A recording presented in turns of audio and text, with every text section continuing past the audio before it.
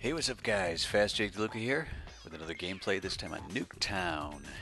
And this is not Mosh Pit, this is the normal rotation. In the last update, they removed Mosh Pit and made Nuketown available to everybody, so if you have not downloaded it, you better do so. You don't want to be stuck without it. I am playing with a Peacekeeper naked, and my secondary of a B-23R naked.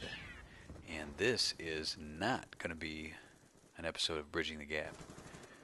I repeat, this is not going to be Bridging the Gap. Bridging the Gap is my series where I, the average game player, breaks down my gameplay and shows you how I try to bridge the gap between how an average player plays and how an average player wants to play. But I have not been able to get to my next gameplay breakdown. And what I do is, I play several games with a specific thing in mind, and then I go back and replay those and replay them and replay them and replay them and try to identify what I did right and what I did wrong. And then I present it and I show you what I got, and what it's doing for me is it's improving my game.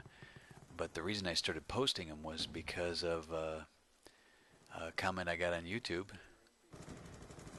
saying, hey, the rest of us average players would love to see a series on that. So I started posting it. And this isn't going to be that because I can't get a gameplay. I've been trying for a week and a half.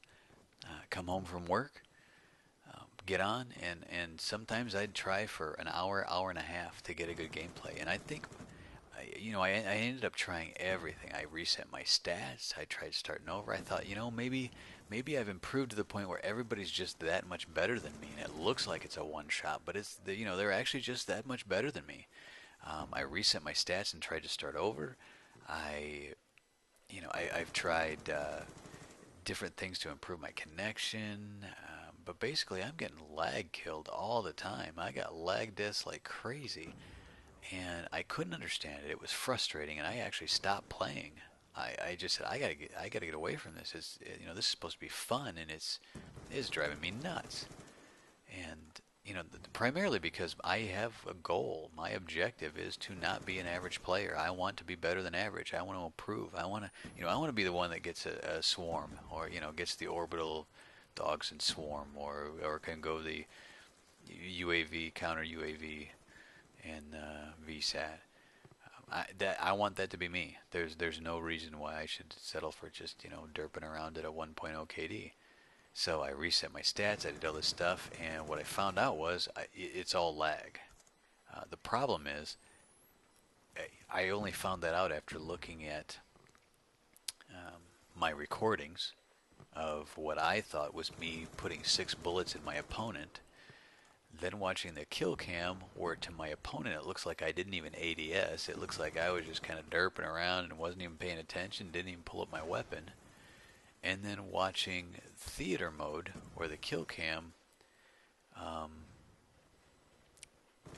and seeing, between what I do and the theater mode and the kill cam, I was seeing 3 different things. And kill cam and theater modes were a lot more similar, but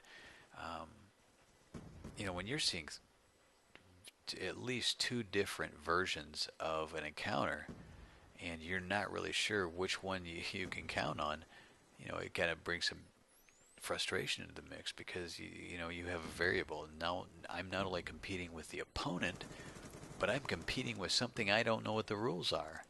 And if I don't know what the rules are when I engage in a battle, then how am I supposed to adapt? What do I do? And I honestly believe that Treyarch in the COD Championships, they use that as an opportunity to pass on information specifically to identified people, so that the COD community would be given this information from somebody other than Treyarch, who's been trying to address the lag comp issue. The lag comp questions, the top to bottom, everything about lag comp. So they've been trying to address it. They've been losing credibility because of some of the answers, and so they kind of had a pretty brilliant PR move where they get people that the COD community has faith in, to give the information for them on their, basically they're an agent now for Treyarch, not an agent in a legal matter, but they are an agent in terms of communicating for them. They're the mouthpiece, or whatever you would like to call it. And it was a great move by them, because I watched a video from Drifter, and I have a complete faith in him because of the degree to which he investigates everything before he puts it out there. And if he doesn't investigate it to a high degree, he'll tell you, hey, I tried this a few times, it wasn't a statistical sample, or I don't have enough empirical data, but so this is what I think, but this is kind of what the data says. This is what the data says that I did collect. So I have a huge amount of faith in the fact that he's not going to put something out there unless, number one, he's tested it. Number two, if he hasn't tested it, he tells you, but he still believes in it. And number three, he's not going to put anything out there that he doesn't believe. And basically, what he explained on the lag comp is two things. There are benefits, and I mean, there are some people that are always going to suffer from it, and there are some people that are always going to benefit from it. And the ones that suffer from it are going to be different based on the encounter, based on the engagement. The actual engagement with two or more people is going to determine who benefits from it. Those with a slow speed are going to benefit when somebody with a fast speed crosses their path, because basically the hit marker box, or the shadow behind the fast person, is going to extend longer. And definitely watch his video. He explains it very well, very detailed. But the bottom line, if you just want to know, if you have a slow connection, you want to be the one that's flanking and catching people from the side as they cross a path. You want them to cross your path. If you have a good connection, you can be either the person who's letting them cross your path. You can either flank or go head on. You're going to win the head on battles more if you have a better connection.